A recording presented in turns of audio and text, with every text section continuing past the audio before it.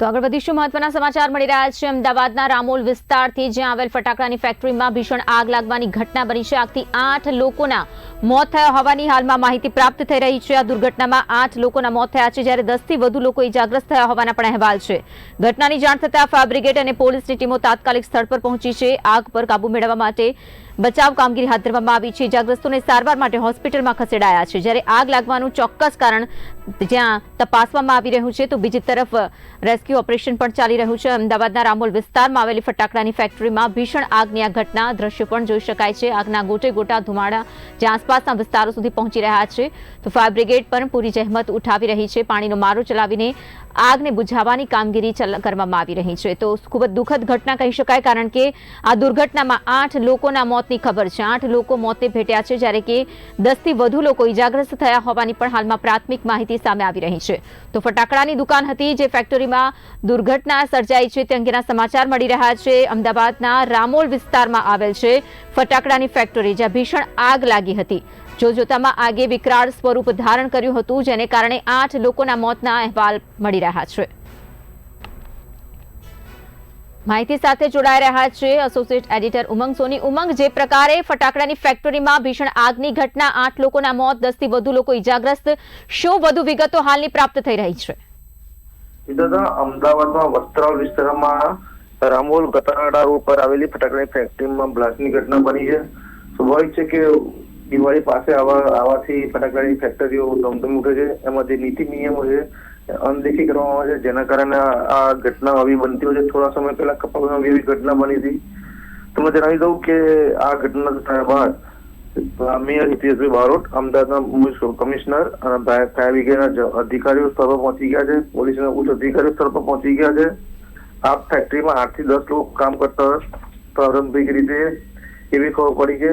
આ વસ્ત્રાલ આરએફ કેમ્પમાં જવાનો બી ત્યાં તાત્કાલિક હોઈ ગયા છે અને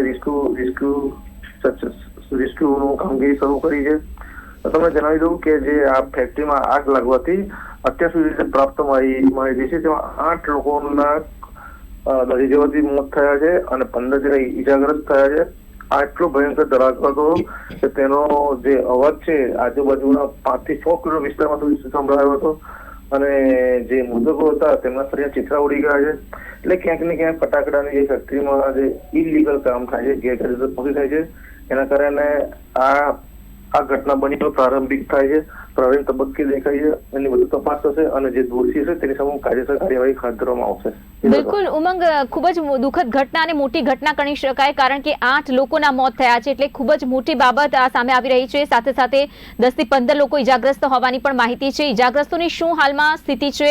શું સંપૂર્ણપણે આગ પર કાબુ મેળવી લેવામાં આવ્યો છે કે હજુ પણ ત્યાં કોઈ ફસાયેલું હોઈ શકે છે? આ તમામ બાબતોને લઈને શું હાલની વિગતો છે? તમે જણાવી દઉં કે કોઈ ચોક્કસ આંકડો જે આ ફેક્ટરીમાં કેટલા મજદૂર કામ કરતા કોઈની પાસે હોતો નથી કારણ કે ફેક્ટરીમાં મોટા ભાગે જે સરકાર દ્વારા સેફ્ટીના જે નિયમો આપવામાં આવે છે તેની અનદેખી કરવામાં આવે છે। આ ફેક્ટરીમાં ધડાકાના કારણે આખી ફેક્ટરી ધરાશય થઈ ગઈ છે। ફાયર બ્રિગેડના જવાનો તાત્કાલિક ત્યાં પહોંચીને અત્યારે કાટમાળ હટાવવાનું શરૂ કર્યું છે। હજુ કેટલા નીચે કાટમાળ દટાયા હોવાની શક્યતા પણ છે।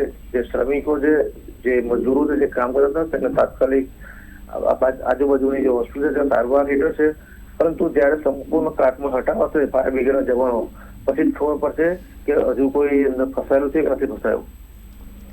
બિલકુલ, એટલે હજુ પણ રેસ્ક્યુ ચાલી રહ્યું છે ને આગ પર સંપૂર્ણ કાબુ મેળવી લેવામાં આવ્યો છે કે નહીં કે હજુ પણ ત્યાં પાણીનો મારો ચલાવવામાં આવી રહ્યો છે? કારણ કે જે પ્રકારના દ્રશ્યો સામે આવી રહ્યા છે તે અત્યારના છે કે પહેલાના તે ખ્યાલ નથી, પરંતુ હાલની પરિસ્થિતિ વિશે ચોક્કસથી જાણવા માંગીશું અને સાથે સાથે એ પણ જાણવા માંગીશું કે જ્યારે ફટાકડાની ફેક્ટરી હોય ત્યારે ચોક્કસથી સેફટીના નિયમો પણ હોય છે, ત્યારે ફેક્ટરી માલિકને લઈને પણ શું કોઈ કહી શકાય કે પ્રાથમિક માહિતી સામે આવી છે કે કેમ?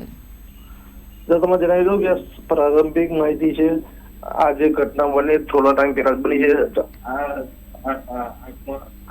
ધડાકાના કારણે આખી ફેક્ટરી છે રસોઈ થઈ ગઈ છે એટલે સૌથી પહેલા ફાયર બ્રિગેડ વાળા ત્યાં પાણીનો મારો ચડાવી આગ પર કાબુ મેળવ્યો છે। ત્યારબાદ ગાળમાં ટંટાઈ અને કોઈ વ્યક્તિ અંદર ફસાયેલું છે કે રેસ્ક્યુ કરવાના છે।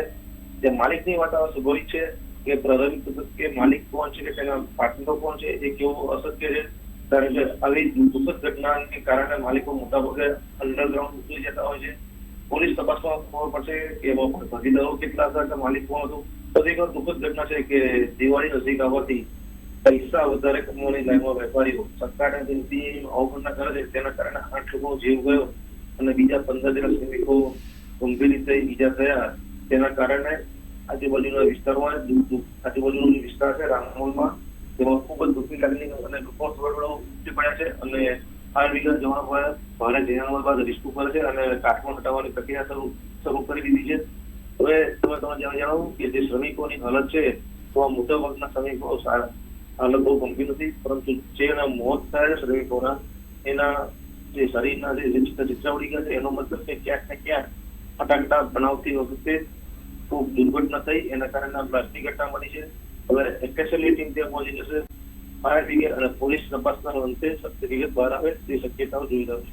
બિલકુલ થી ઉમંગ, જે વિસ્ફોટ થયો એટલો જોરદાર વિસ્ફોટ હતો કે લગભગ 5 કિલોમીટર દૂર સુધી તેનો ધડાકો સંભળાયો હતો. ઘટનાસ્થળ પર ફાયર બ્રિગેડ, પોલીસ અને રાહત ટીમો પણ દોડી આવી હતી.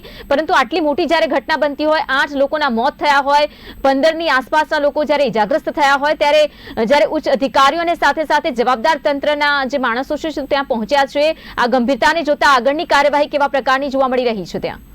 મેં તમને જણાવ્યું કે સૌથી પહેલા ફાયર બ્રિગેડનું મુખ્ય અને પોલીસ અધિકારીઓ અને આરએફના ટીમનું મુખ્ય કામ છે કાટમાળ હટાવી અને અંદર કોઈ જે કાટમાળ કોઈ ફસાયું છે કે નથી ફસાયું. કારણ કે તમે જણાવી દઉં કે અંદર કેટલા વ્યક્તિ કામ કરતા હતા એ કોઈની પાસે માહિતી નથી. સૌથી પહેલા મહત્વનું જાનમાં કોઈની જાન ન જાય અને જો કોઈ ડેથ બોડી હોય તો તેને બહાર કાઢવાનું છે. સંપૂર્ણ કાટમાળ હટાયા પછી જ આ ઘટના હમણાંની જ છે એટલે સંપૂર્ણ કાટમાળ હટાયા પછી સાચી વિગતો બહાર આવશે. અને તમે જણાવી દઉં કે જે શ્રમિકો છે અત્યારે તેની પૂછપરછ ચાલી રહી છે કે તેમના મિત્રો કોઈ સગાવાલા કે કોઈ અંદર છે કે નહીં, એના માટે એક પોલીસની ટીમ અત્યારે કવાયત કરી રહી છે. હવે આ ઘટના થોડા સમય પહેલાની છે એટલે શરૂઆત તબક્કે કશું બી એવું અશક્ય છે.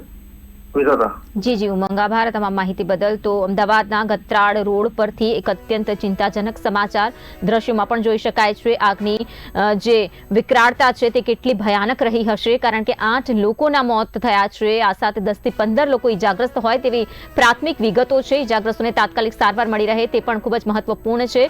બીજી તરફ પોલીસની ટીમ પણ ત્યાં પહોંચી છે અને સાથે સાથે વધુ જે કામગીરી છે તે પણ જોવા મળી રહી છે. ફાયર બ્રિગેડના જવાનો પણ ત્યાં જહેમત ઉઠાવી રહ્યા છે અને અન્ય કોઈ ફસાયેલું છે અથવા તો કાટમાળ નીચે દબાયેલું છે કે કેમ, તમામ બાબતો જાણવા માટેની કાર્યવાહી હાલમાં ચાલી રહી છે.